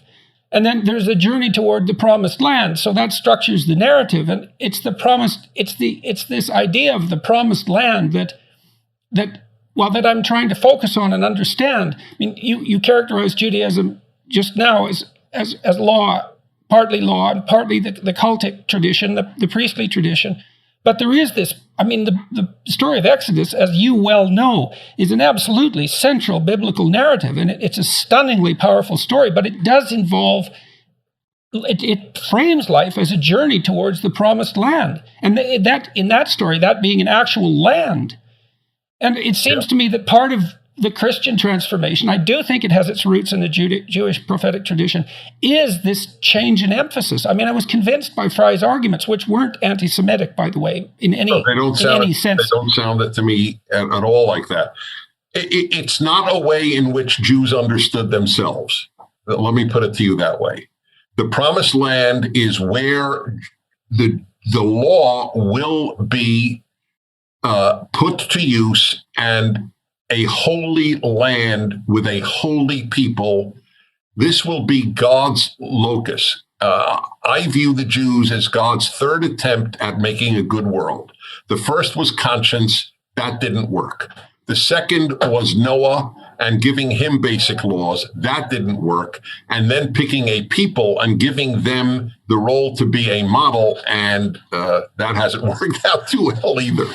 Listen, I would love to continue. Can you give me 5-minute break and I will continue? Absolutely. So I wanted to ask you further. So I'm hosting these discussions, as I mentioned, with a more liberal Muslim scholar and a more conservative Muslim scholar, and I'm woefully unprepared for it because what the hell do I know? But it seems to me that to whatever degree it's possible that olive branches might be offered when they can be. And so that's partly why I was curious about this issue of revealed truth. I mean, what do we do when we have competing claims to revealed truth? And apart from war, because war in some sense is about axioms that can't be given up.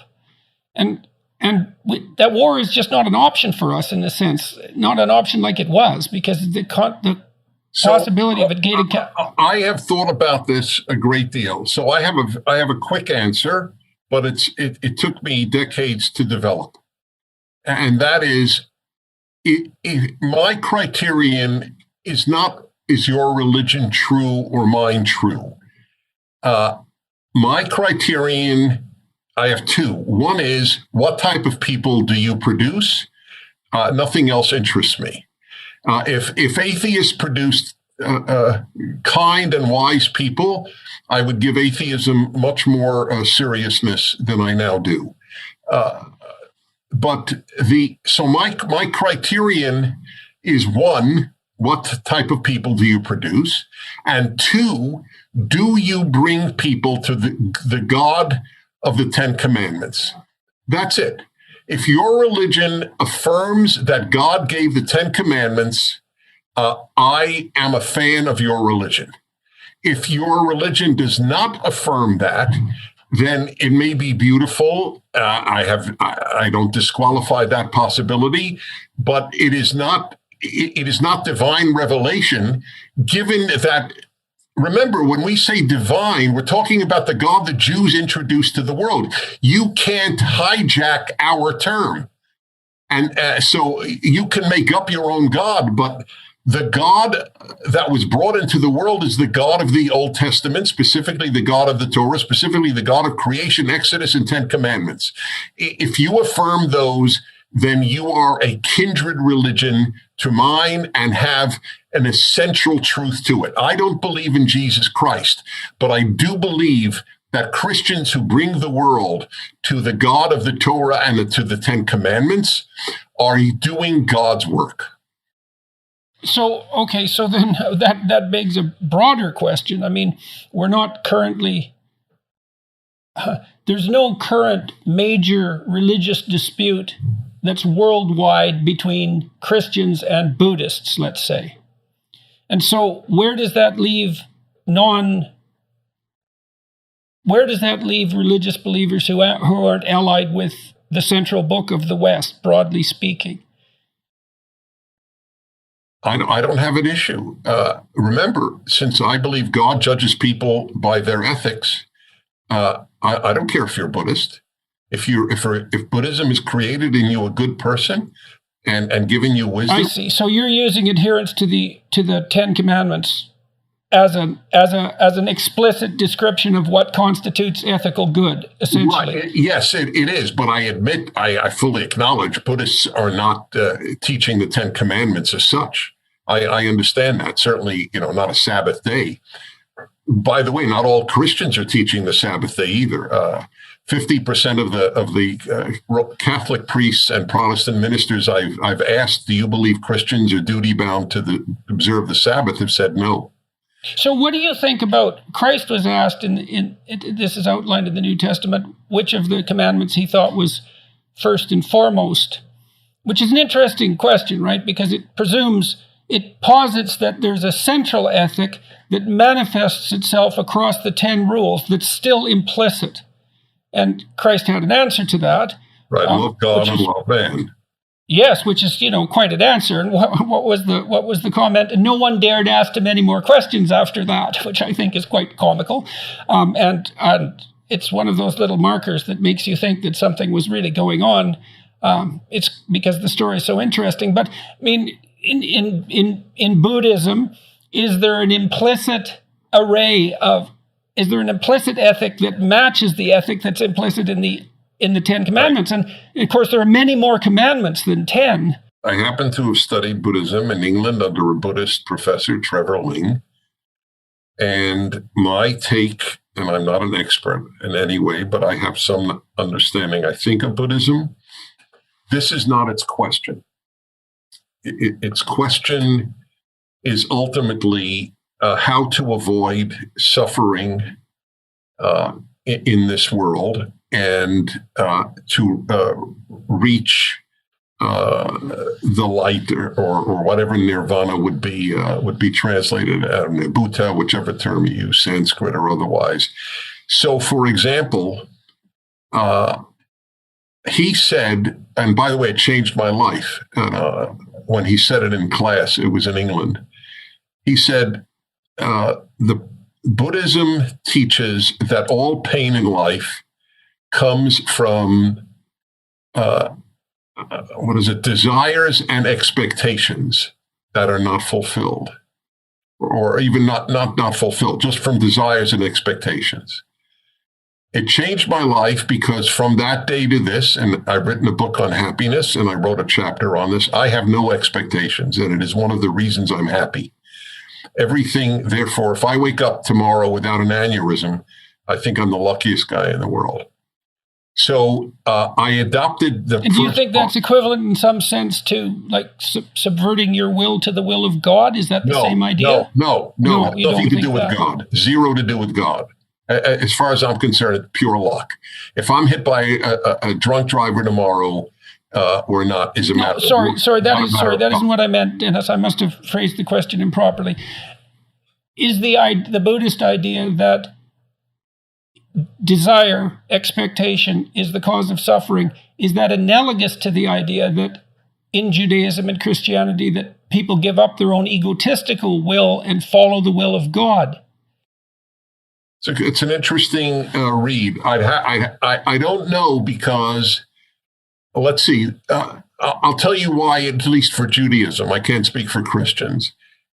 And this was the second part, which I rejected. I accepted dropping expectations. It was to me brilliant. I utterly rejected dropping desires.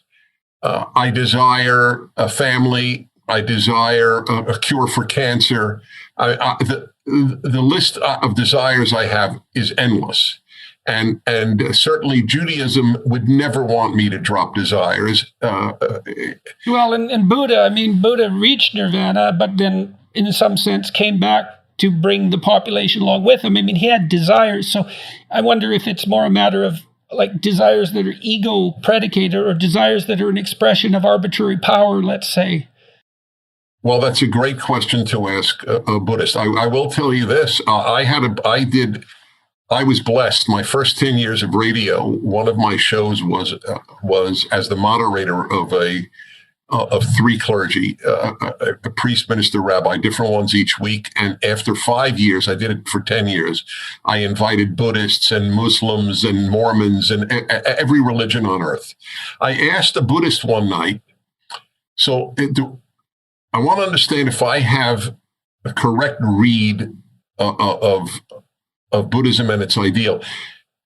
He was a monk, so I knew I couldn't ask him about a wife or children. But so I said, if your brother died, would the ideal Buddhist response be no sadness? And he said, that is correct. The ideal Buddhist response would be things live and things die.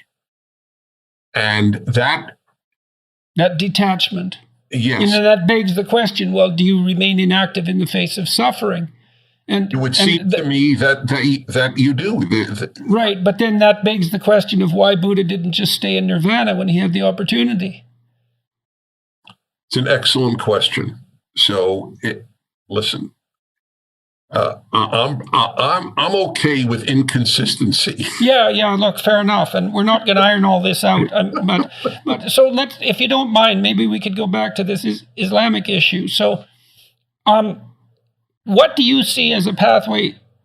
I know you don't know the answer to this, and no one does, but you've thought about these things a lot. And, you're a profoundly religious person. And, what's the proper attitude towards peace?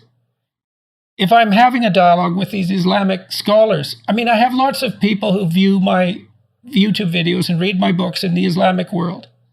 And I'm happy about that. I'm pleased about that. And, many of them were annoyed, for example, when I talked to Ayaan Hirsi Ali. And they said, well, you should talk to some other Muslims. I thought, well, I know that. And so I've decided to go ahead and do that. What needs to change, do you think, within each of us, perhaps, in order for the conflict that keeps raging, centered in the Middle East, to start to moderate itself? And how do we open the door to that? I gave my answer earlier. The day, look, here's a rhetorical question. If the Israelis announced we are disarming, no more army, no more weapons, what would happen the next day? And if the Palestinians said, we are disarming, no more fighting, no more terror, no more rockets, nothing, what would happen the next day? In the first case, there would be the genocide of the Jews of Israel. In the second case, there would be peace. So why don't you ask that question of these people? What would happen if both sides announced that they are completely disarming? What would happen the next day? Do they really believe that there was genocide against the Palestinians? I think there are 8 times as many Palestinians today as when Israel was founded. This is the worst attempted genocide in the history of genocide. It is as ludicrous as it is evil to charge Israel with genocide. It would be the first time in history, as I said at my Oxford Union debate on this very issue of Hamas and Israel, I said it'd be the first time in history that in a battle between a dictatorship or a tyranny and a free state, the free state was the one that wanted war. and the tyranny wanted peace. We're expected to believe nonsense.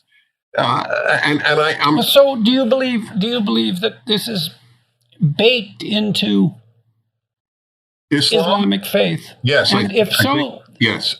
Yes, I think it is. Okay, so what is it that's baked in? I'll tell you, Ibn Khaldun, the greatest Arab writer who ever lived, I think it was the 14th century, in the Muqaddimah, the introduction to history, he wrote, and he's considered the greatest writer, not only the greatest Arab writer in history, according to A.J.P. Taylor, the great British historian. He was the greatest historian who ever lived. That was Taylor's take. It's a little romantic, but it doesn't matter. He's got a great reputation. And he wrote in the Muqaddimah, the introduction to history, that unlike Jews and Christians, the superiority of Islam can be seen in the fact that they were prepared to kill people to convert.